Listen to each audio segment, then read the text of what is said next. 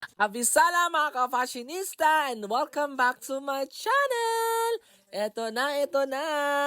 Ito na ang tutorial ko mga ka-fashionista sa aking DIY Sangre Alana Costume 2025 na version mga ka-fashionista. So before tayo magpatuloy mga ka-fashionista, don't forget to like this video and of course, follow me para lagi kayong updated sa mga videos ko.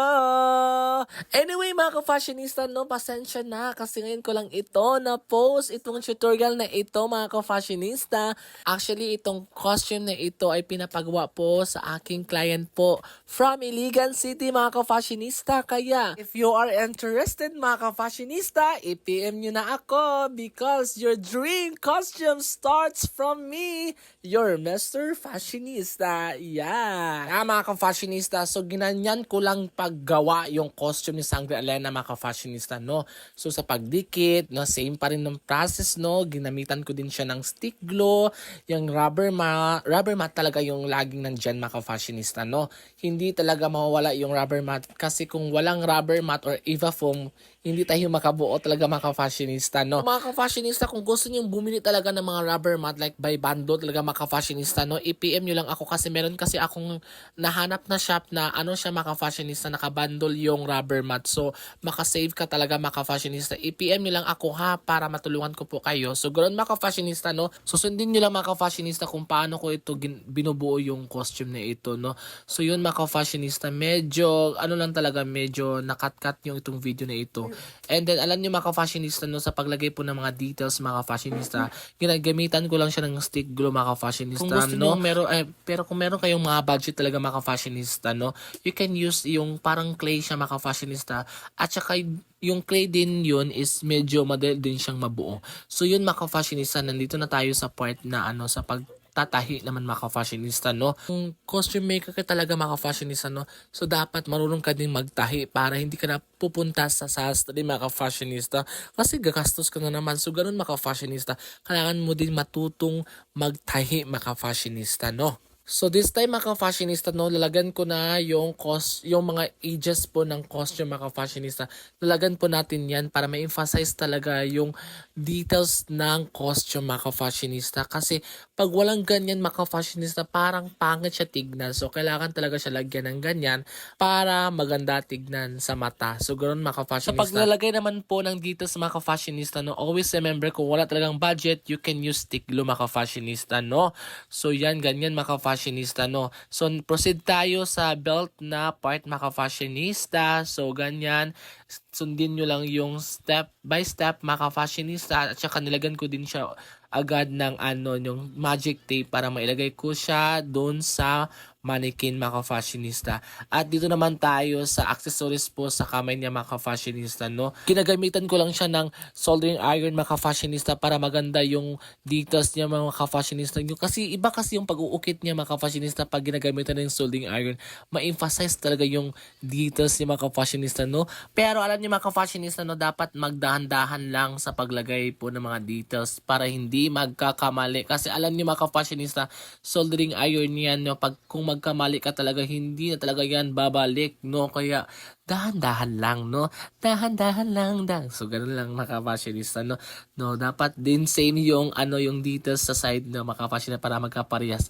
At saka sa likod naman mga ka-fashionista, lalagyan natin siya ng ganyan para doon natin ilagay yung tie wire. And yes, mga ka-fashionista, no, paki-comment naman po yung location mo para malaman ko talaga mga ka-fashionista kung saan na umabot itong video na ito. So, di ba? Para malaman ko talaga mga ka-fashionista. Okay?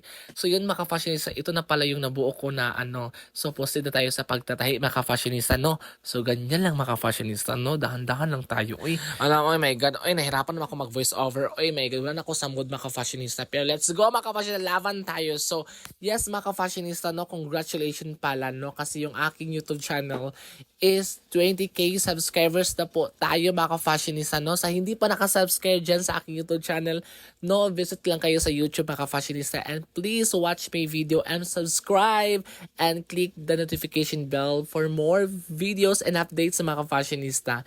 So ito na mga ka-fashionista, yung aking headdress, no, nilagyan ko yan ng ano, ng tie wire para mag-strong siya mga ka-fashionista.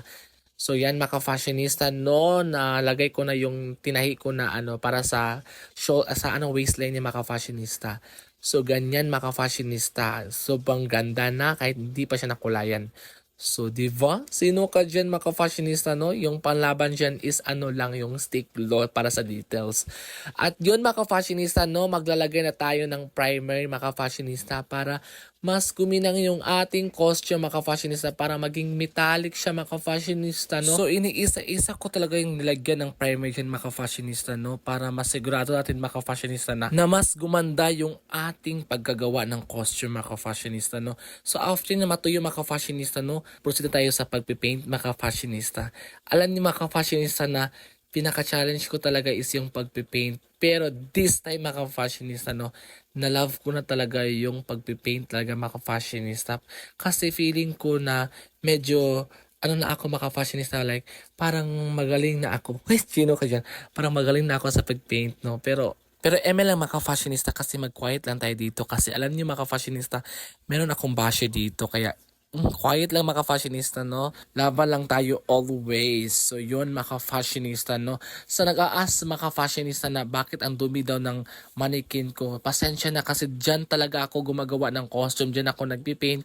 Kaya sobrang dumi talaga ng mannequin ko, mga fashionista. Pero actually meron naman akong whole body na mannequin. Doon ko siya i-display. So yun, mga fashionista, wala man akong kanang musket mga fashionista. So ang ginawa ko lang na mga fashionista is binubutasan ko yung fabric na yan. So gamit yung soldering iron. So next, mga fashionista, gagawa na ako ng weapon ng sword ni Sangre Alana, mga fashionista, no? Ginanyan ko lang siya, mga fashionista, no? At saka nagtatanong dyan na bakit natutupi, kasi yung ginagamit ko talaga sa last part, mga fashionista, is yung tie wire lang. So, ganun lang, mga fashionista. At nilagan ko din siya ng primer, ng ganyan, ng puti, para kuminang, mga fashionista, at para mas magmukhang totoo. Diba? At yun, mga fashionista, na mag-paint na tayo. So yun, mga fashionista, no? Malapit na siyang matapos lahat. So from this to this. So diba, mga fashionista, nabuo ko na siya agad. So yun, rating naman, mga fashionista, from 1 to 10. I-comment din na sa comment section. And yes.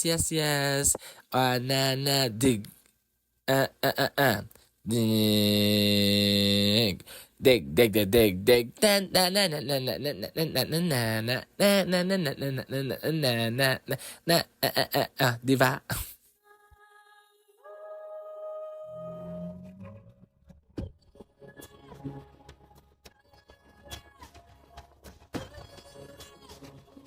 So yan na, mga fashionista, please don't forget to like this video and of course, follow me para lagi kayong updated sa mga videos ko. Thank you so much for watching. Bye-bye!